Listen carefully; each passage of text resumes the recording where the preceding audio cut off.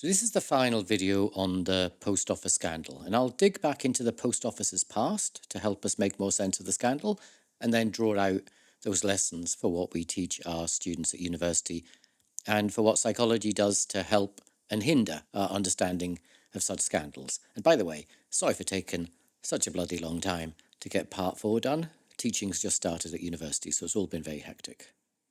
So, I don't know if this is worth the wait. I hope it is.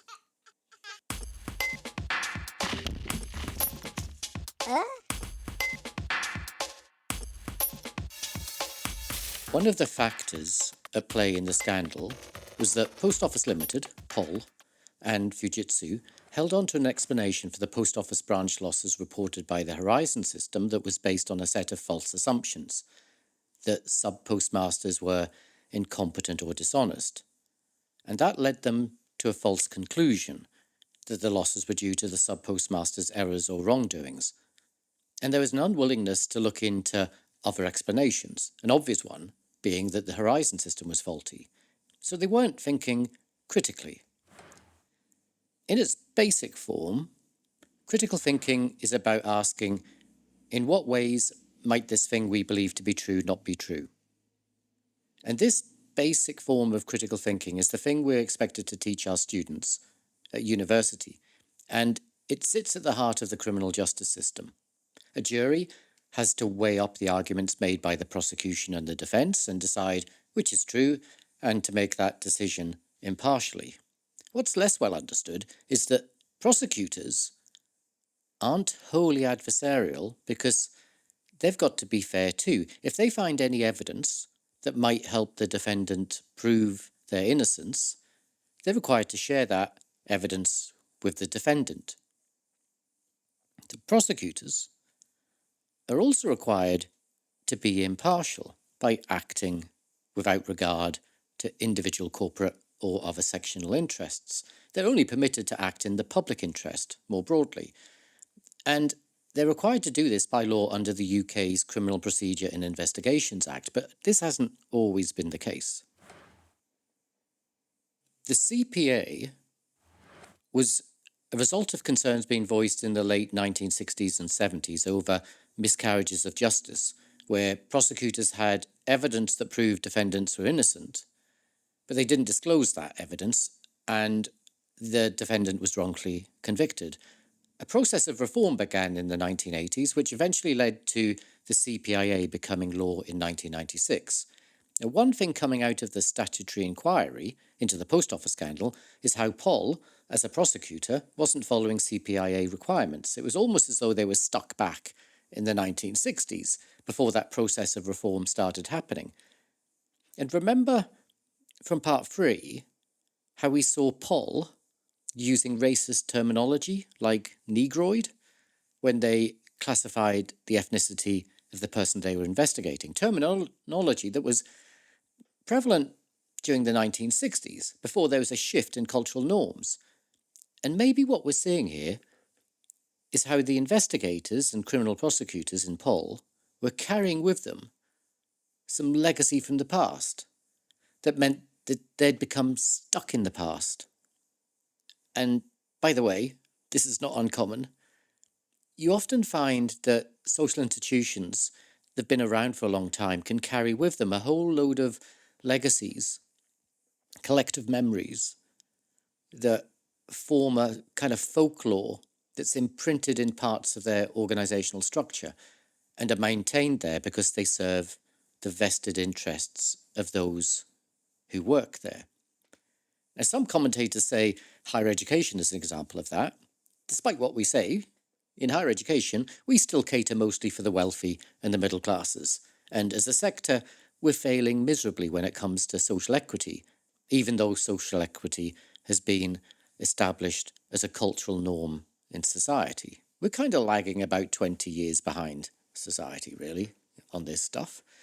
So maybe we're seeing that legacy playing out in the teams who are conducting the criminal investigations and prosecutions in Pol. And maybe there were two effects of this.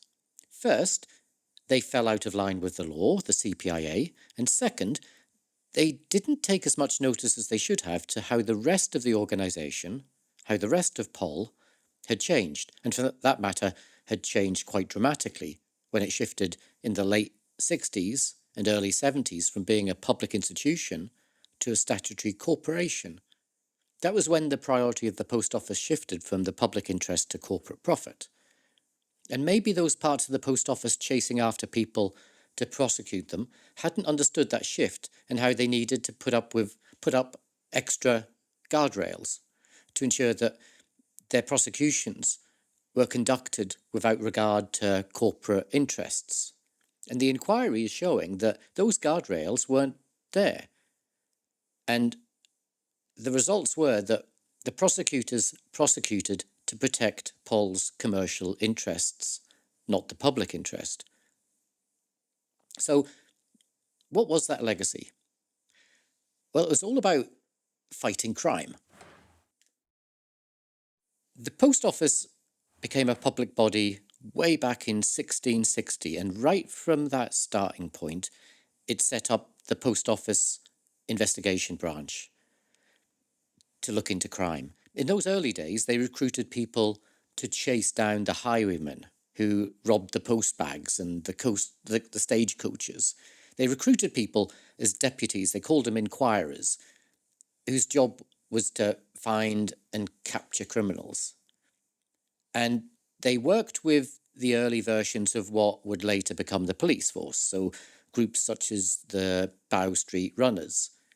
The Post Office Investigation Branch was set up to fight crime more than 150 years before there was such a thing as a recognised police force in the UK. When Robert Peel set up the Metropolitan Police Force in London, the Post Office then started working closely with them, sharing their knowledge and resources.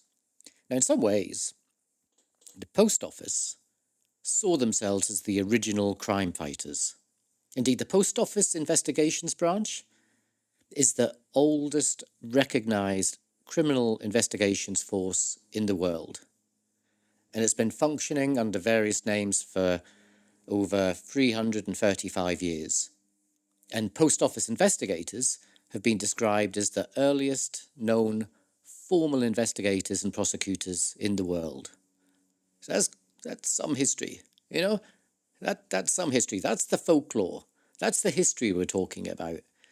And it's why perhaps people got confused during the post office scandal, thinking that Poll had special status as a criminal prosecutor, that they had special powers to take out prosecutions. You often heard this being talked about when the scandal was being discussed, that, oh yes, that's because the post office have special powers to prosecute.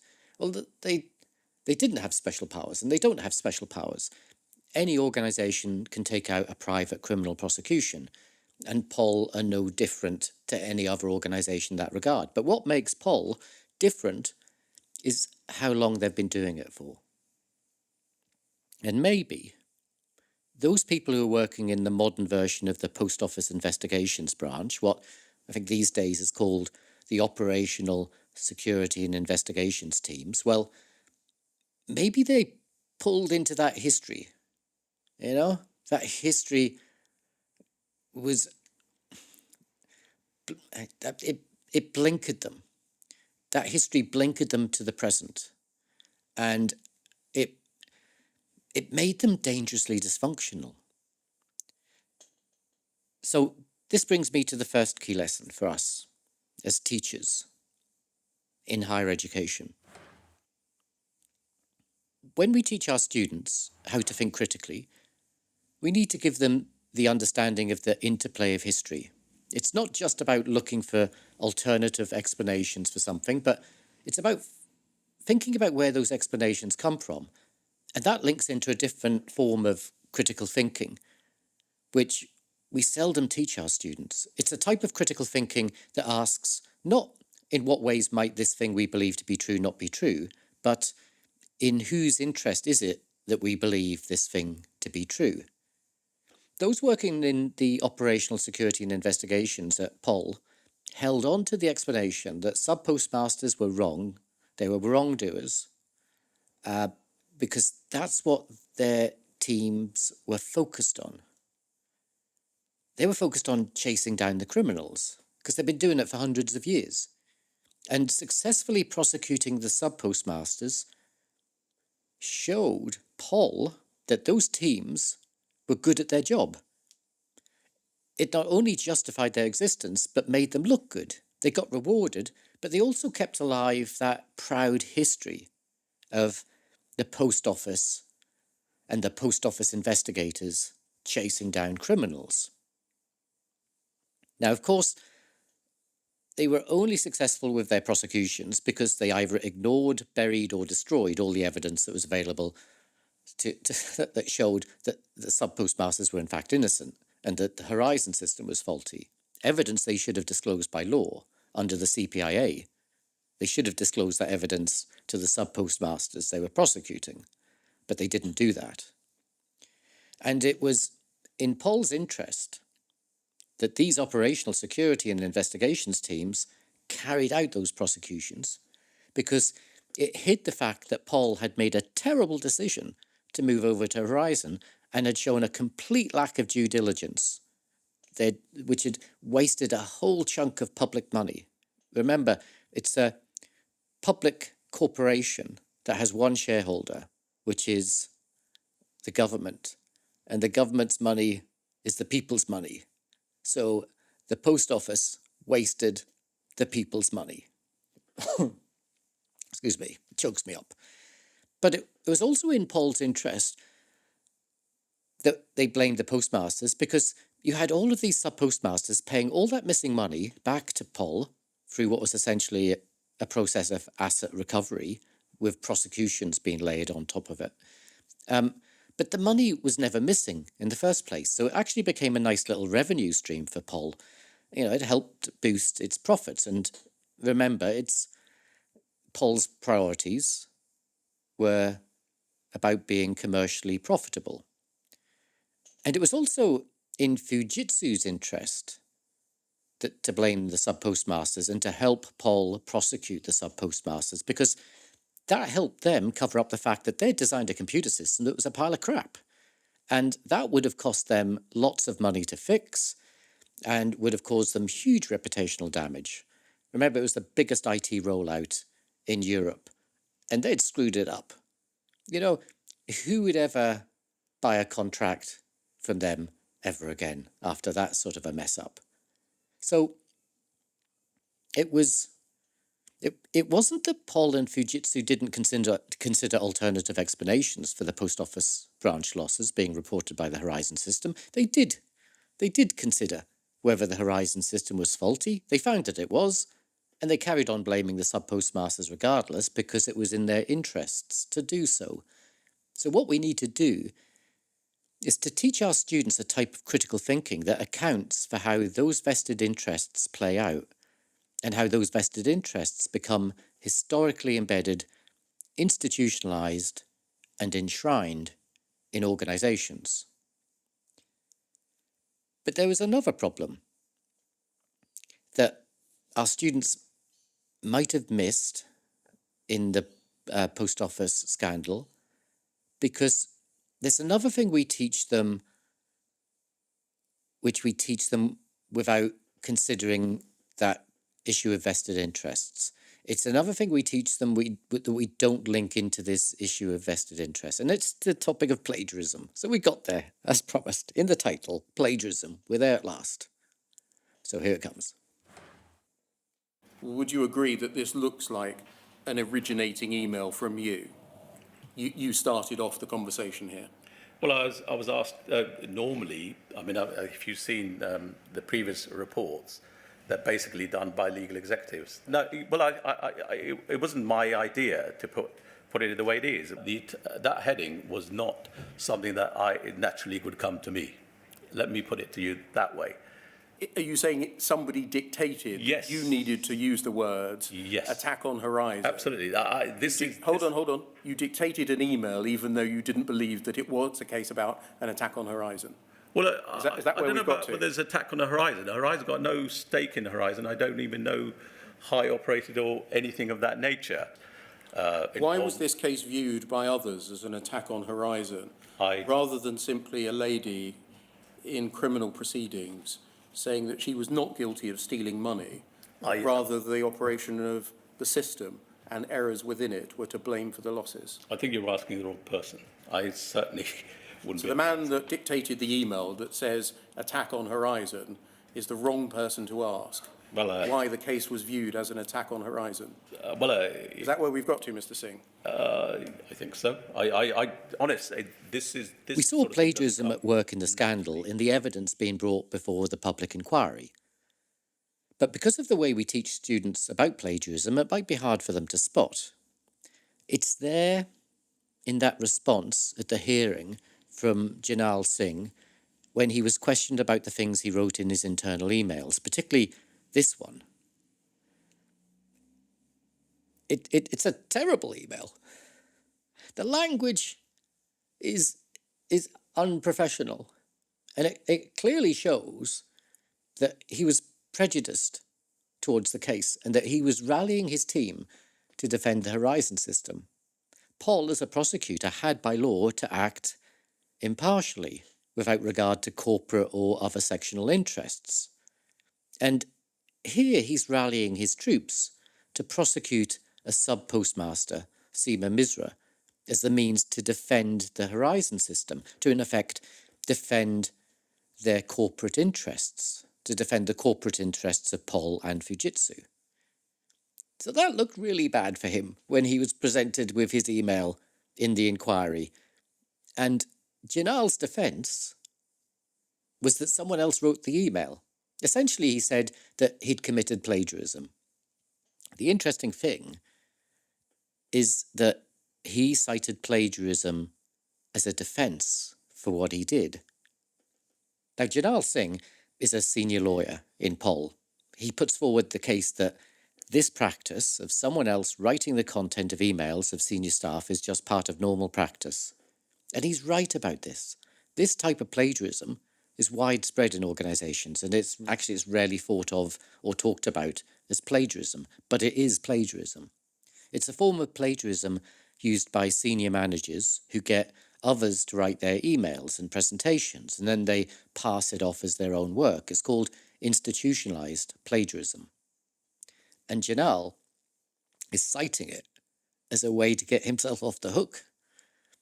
And this is also showing another way people in positions of power use plagiarism.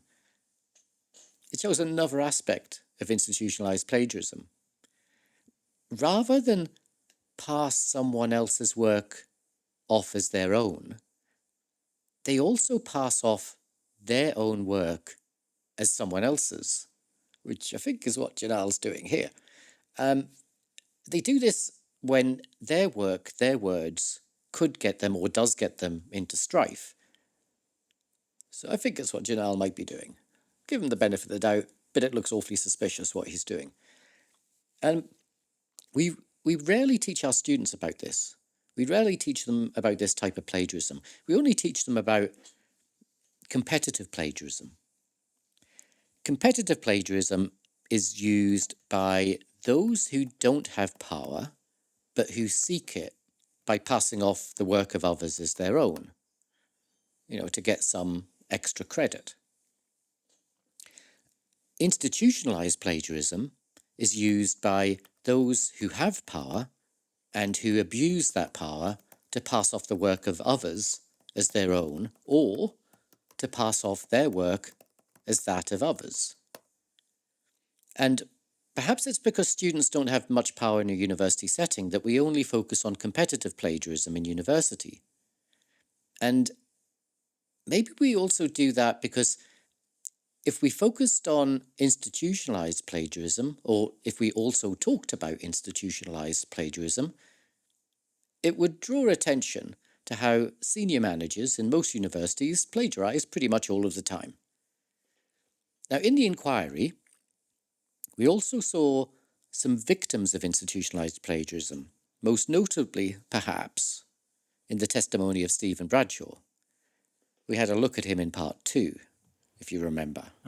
Can we scroll over a couple of pages then to page 5, please? And this is the witness statement that you submitted. As the Post Office continues to have absolute confidence in the robustness and integrity of its Horizon system, and its branch accounting processes, it has no hesitation in agreeing to an external review of these few individual cases. So you've there said in a witness statement that the Post Office continues to have absolute confidence in the robustness and integrity of its Horizon system. Having given the evidence that you've just given about your lack of knowledge of the system, your lack of knowledge of technical matters, do you think it was appropriate for you to write that in a witness statement? I was given that statement by Cartwright King and told to put that statement through. In hindsight, after I've put further in my previous statements, there probably should have been another line stating that these are not my words, but the statement is produced as a business statement. I did not write that statement. We were told by Cartwright King to put that in. Now, here he was having his name put to the words of his managers.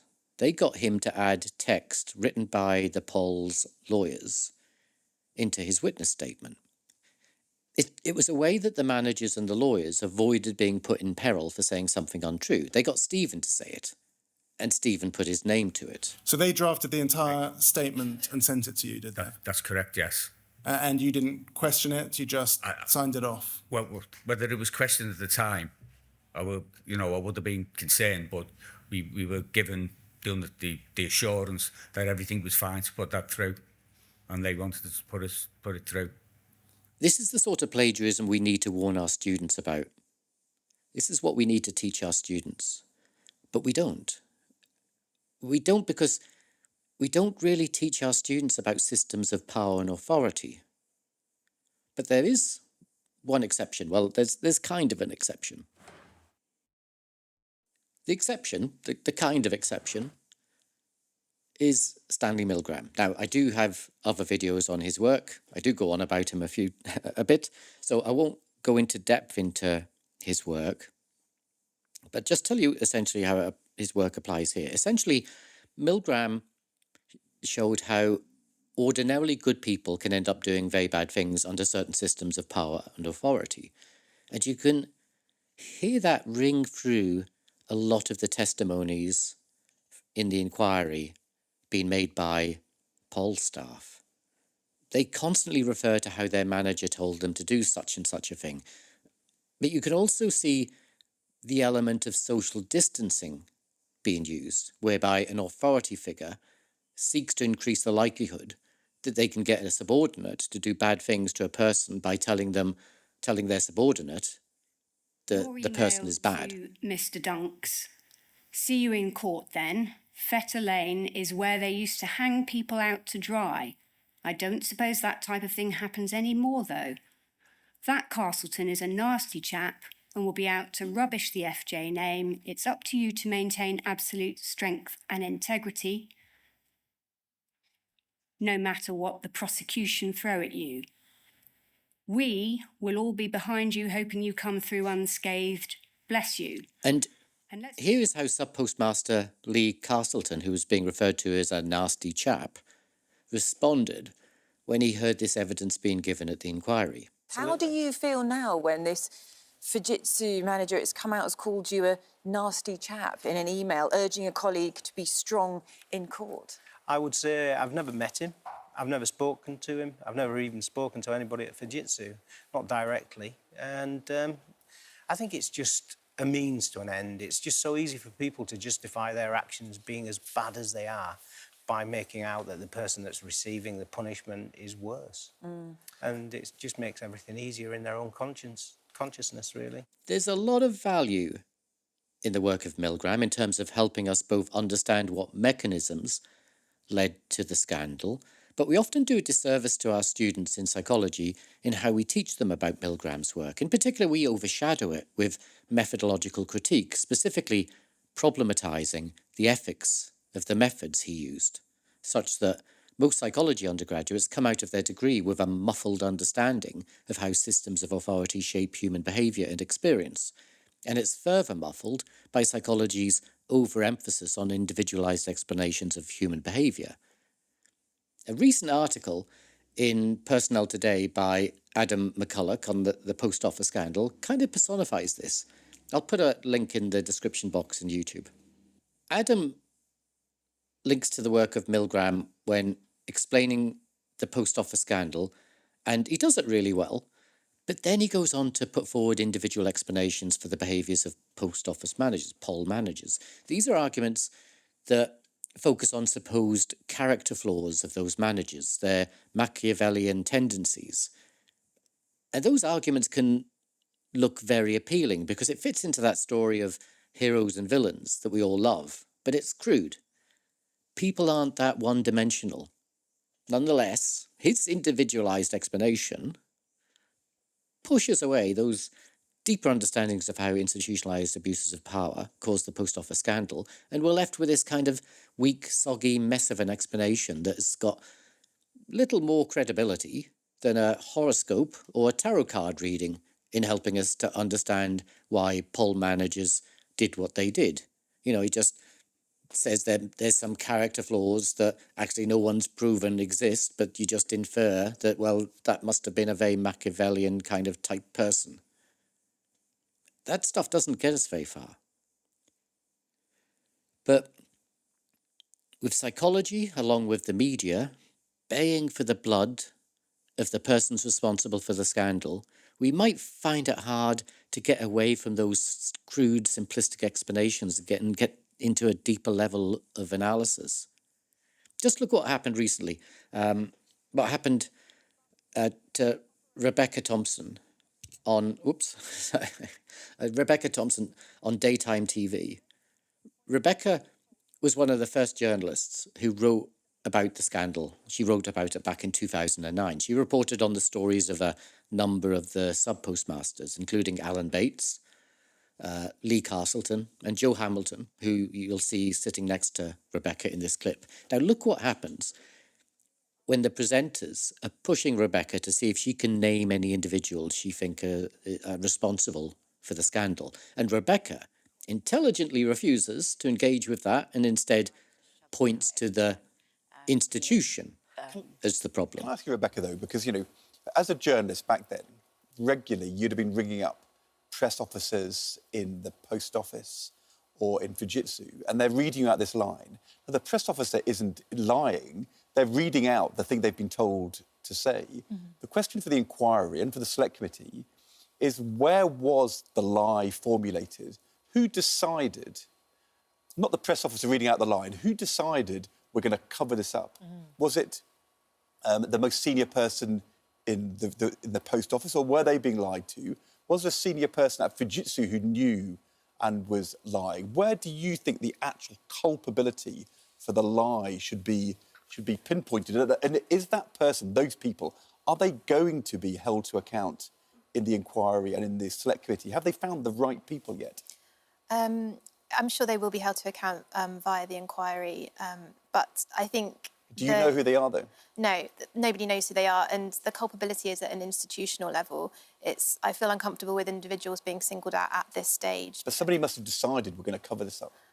I don't really know if that is the case. I think it started in the late 90s when Tony Blair was under pressure from the Japanese government, and I think it kind of snowballed. It was almost a layer upon layer of things happening, and I'm not really sure that you can boil it down to one person, and I think lessons need to be learned at that higher level, at the institutional level, to stop this happening again, because obviously people have questions to answer. People will be culpable on an individual level, but lessons really need to be learned at the higher level. But Fujitsu knew that they had the power to intervene in Joe's terminal, but they told people, including the post office, they didn't. So somebody decided, or somebody knew that was a lie. So that is an individual. Shouldn't we find who that person is? Yeah, and the inquiry will, I think. Well, yeah. Yes, because Fujitsu and the post office didn't have any caution, did they, about drilling down into one person, in your case, Joe, or, not at all. You know, in the case of Lee Castleton, or all the other hundreds of individuals who are held to account. I suspect you might not be quite as forgiving as Rebecca might be about holding individuals to account. So by saying we should blame the institution, that the cause of the problem goes beyond the individual, she's kind of shamed by the presenter for having a spirit of generosity towards those villainous bosses working in Poll. Now, by blaming the personality characteristics of the managers and the bosses, you end up using the same type of sloppy thinking that was used to criminalise the sub-postmasters. And in that clip, it seemed to be seen as a good thing, with the female presenter effectively saying, hey, they picked on you, so you go pick on them. But then the sub-postmasters would just be making the same mistakes as Paul made, looking for the faults in the individual rather than in the system. Now, that's not to say that those bosses shouldn't be held responsible. I'm not being overly generous towards them. They should be held responsible for what they did. But however much it satisfies our lust to find the villains in the piece, and sure, maybe some of them were bad people who didn't care about the harm that they were causing. But the problem is that focusing on individuals is that it diverts our attention away from system-level problems that, if not fixed, will end up causing the harm to continue. Because if those bad people are replaced by good people, and the system is bad, the system will likely drive those good people to do bad things, and before long, we're all labelling them previously good people to be now bad people, and it goes on and on and on. And that makes me angry. That gets me to my final point, which is the other way psychology gets in our way. And that's what it's what it tells us to do about our moral response to scandals, like the post office scandal. It's the emotion I felt, and so many people felt when they watched the TV drama. It's anger. Now, typically anger is characterized as a negative emotion, an emotion that needs to be treated as problematic, needs to be controlled, then dissolved, and psychology tells us it has the tools to do this, for its bag of psychotherapeutic treatments. Now, sure, anger can be very problematic, but it's no more problematic than happiness. And yes, being happy can be a big problem. It's what we call Schadenfreude, the happiness of learning of the pain or humiliation of another. That can be really destructive. Whilst anger can be destructive, but anger can also be constructive, and it can be positive. And that's when it's moral anger. Moral anger is the anger you feel when you see the pain or humiliation of another. And it was moral anger that most people felt when watching the TV drama. It's the type of anger that fueled the public protests about the scandal. It's moral anger it's the main source of fuel for social protests. It's the thing that puts the fire in your belly, that gets you out on the march, demanding social change. And this is where psychology can get in the way by making us believe anger is a negative emotion that needs to be treated with psychotherapy or worse still, medication. And this is how psychology can siphon off the fuel that social protests need. And that bombshell, that brings us to the end of the series. But I'll give you a quick recap. It's been quite a thing, hasn't it? I'll give you a quick recap. So, post office scandal.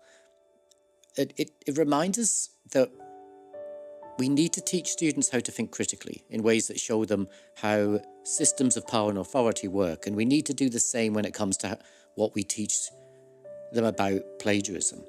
And we need to take the damn muffler off the work of Milgram and give students the opportunities to push back on the dominance of individualistic explanations of social problems.